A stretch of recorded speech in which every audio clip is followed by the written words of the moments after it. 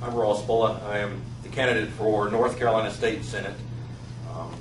I became interested in running. I adopted my son from Ukraine in 2003 with the hopes of bringing him to North Carolina and letting him live the American dream by obtaining a quality education, work a fair day and earn a fair day's pay and retire, and one day let me spoil his grandchildren. And I've become concerned now with budget cuts to the education system. We are not even paying our teachers a fair and reasonable salary. We don't even pay them at the national average. We have entire schools who have outdated or non-existent materials, entire school systems without guidance counselors or assistant teachers. It's just devastating, and we know that good education creates good jobs, and great education creates great jobs, and it's a pathway to adult success. And I say that over and over and over, that our school systems are a pathway to adult success, and I truly believe it. That's why I'm here. Ross, you mentioned that education is a priority, and just hearing what these candidates on the school board have to say about what their three most important things, teacher supplements, technology, all this takes money. How do you propose to have more money designated to education so these programs can be a situation where it can be implemented in the schools? Sure.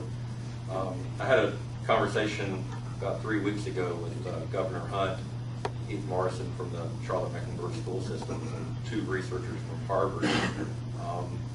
And right now it doesn't look like that tax increases would be necessary. The revenue for the state and the economy at the pace that it will improve, hopefully, will generate enough revenues that we can once again start funding school programs. It's going to take a little while to get going. A tax increase is not going to be approved. We all know that. The 3/4-cent tax is not coming back. But as the economy improves, we have to make it a priority to direct a certain portion of that funding to education and not be glutton for the fact that it's coming in and putting it elsewhere. It has to be designated in advance. We have to stick to that policy. And I'll propose a change to our tax structure that could help address that as well, that we can talk about later if you'd like. If I've answered that question for you, I'd like the opportunity to jump in on the question over here, but go ahead. You really haven't answered it. All right. Because you haven't told me what you're going to do, what revenue base are you going to implement to allow more funds to go to education. Right now we're 49th in the country as far as... 42nd. Oh, we've moved that. Yeah, we're 42nd. Yeah, but it's still... Whatever, it's terrible. It's terrible. Okay, so what are you going to do? You know, you're telling me that you're going to implement a diversion of taxes. Give me an example of what you're talking about that you want to implement to allow that to happen. Okay. One of the proposals that I have is a restructuring of our tax code. Our tax code has not been changed since the Great Depression, despite the fact that 5 times since 1991 we've increased our sales tax.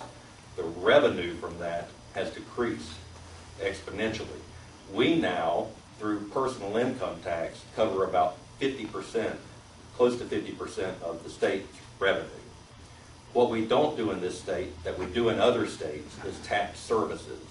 So we need to expand our tax base. This is not a new tax, this is tax modification, where we not only tax goods, but we tax services.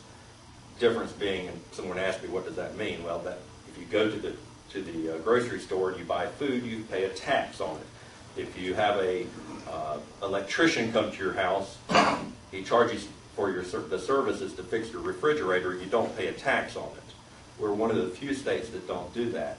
If you can expand that tax base, you bring that sales tax revenue back up to where it should be. The good thing is you then take the corporate income tax, you modify it to a franchise tax. Income tax is based on revenues. Franchise tax is based on net worth.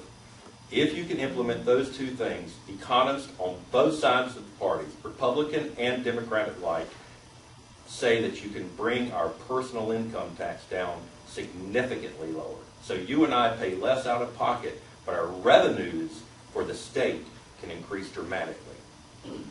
Yeah, but you're talking about you want to build the economy and have things in a more positive light. All that's going to do is create more corporate tax. We've already had 2 questions from you related to Sorry. somebody I'll else. stop. We'll come back. There's time. We paused this. Comment on this issue, Ross? Yeah, I don't have a lot to say. Obviously, I'm not an expertise.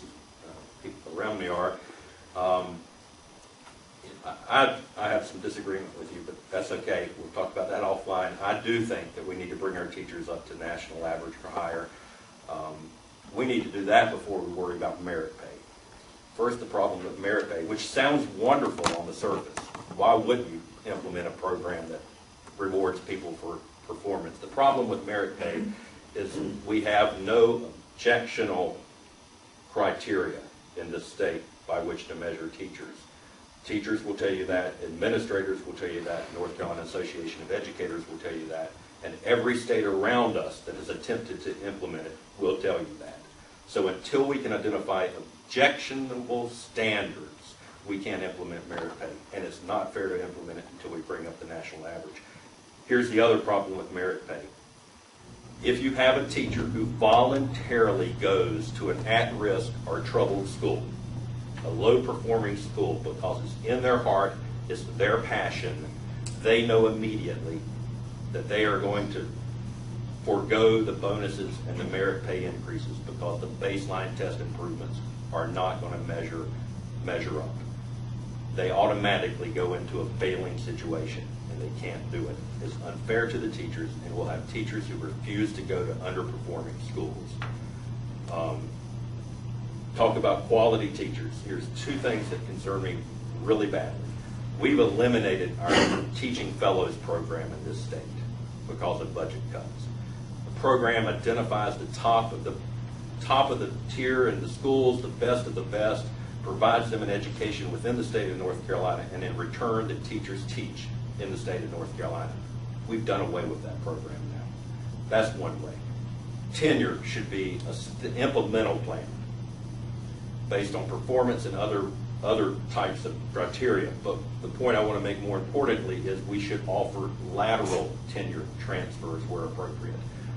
I was speaking to a teacher in Catawba County the other day who was one of the best performing teachers there, won the State Teacher of the Year award a couple of years ago, who wanted to go to St. James Elementary School and teach, but would lose tenure and is not willing to do it.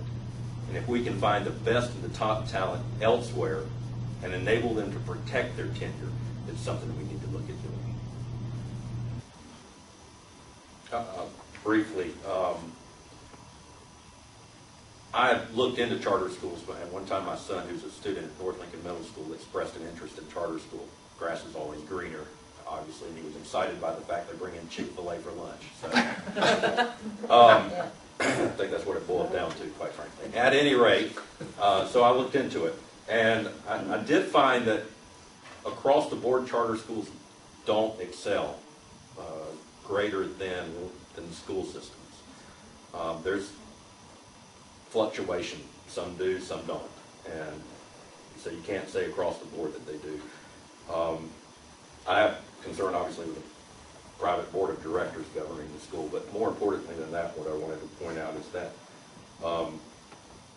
not every teacher in a charter school has to be certified either, from what I'm told. That a certain number of those who teach in charter schools can be, for lack of a better word, a civilian, I guess is that the term? A parent who wants to teach, and that's a concern. And I support our public schools 100%, but I chose not to put my son in a charter school. I trust the Lincoln County schools.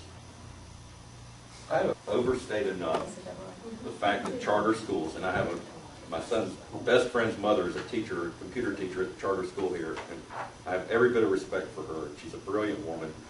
But if you look at the students going to the charter schools, and the only experience I have is the one here, frankly, they're more affluent, and I would suspect, guess, a greater percentage of white than the national average. Transportation's an issue.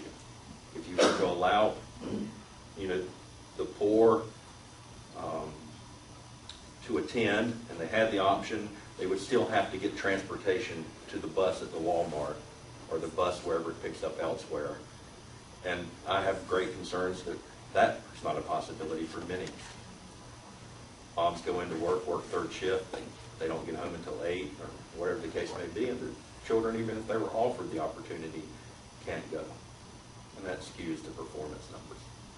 Because they Plus, I heard you say that I understand that it is the state senate that is where the roadblock is on the teaching fellows.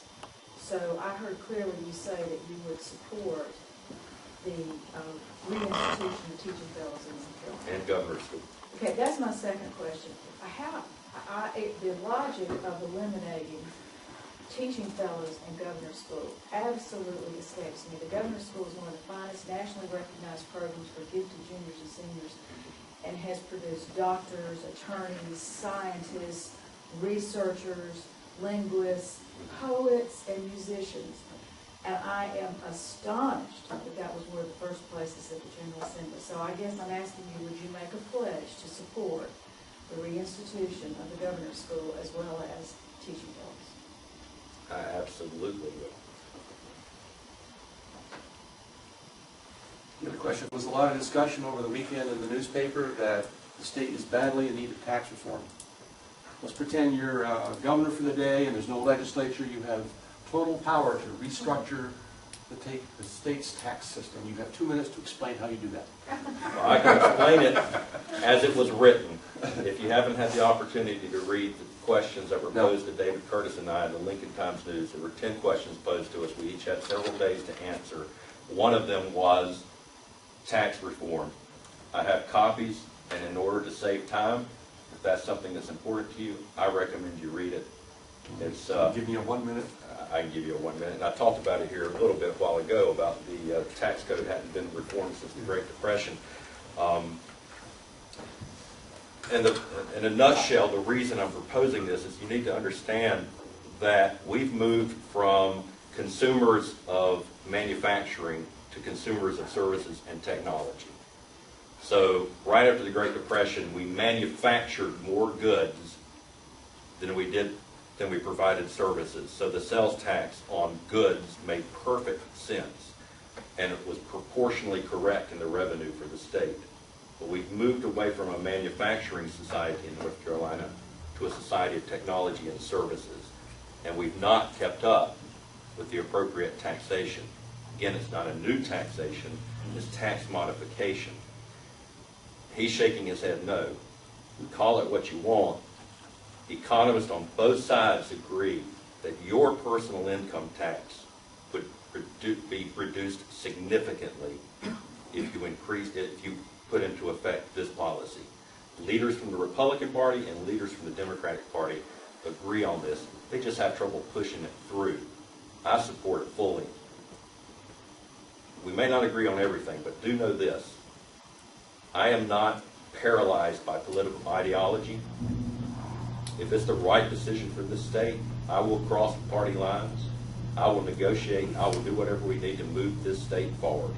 I'm not going to claim to be far left, far right, or anything else and try to keep us moving forward. And if it takes a little tax modification that's right for North Carolinians and better overall for all of us, I think it's something worth fighting for. The $64 question there is whether or not your modifications would be revenue neutral or generally increase revenue or reduce revenue. It would increase revenue. Roughly how much? I don't know the statistics. What would you aim for?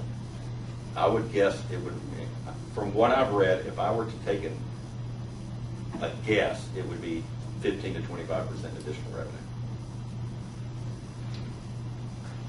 So what you're saying is that I'm not going to buy the goods that I normally buy anymore that I pay taxes on. But my individual income tax is going to lower. But anything I do with the service, whether it's a beauty salon, whatever, I'm going to be, that's an additional tax. No matter which way you put it in a bucket and throw it out there, that's additional tax. Okay. And you know who's going to pay it? The people who buy those services. So again, you're asking, But we all demand services. There's no one in the world who could possibly. but say my that. goods that I buy Yeah. is not changing. I still go buy clothes. Right. I still go buy groceries.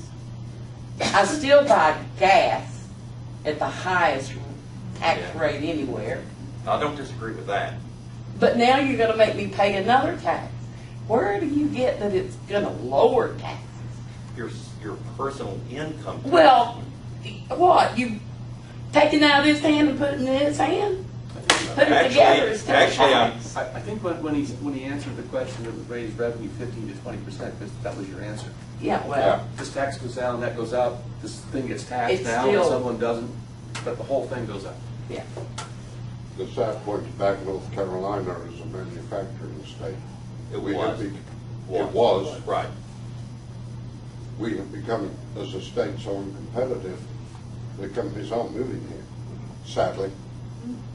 And the corporate taxes across the whole of North America, we are now about the highest corporate tax nation in the world.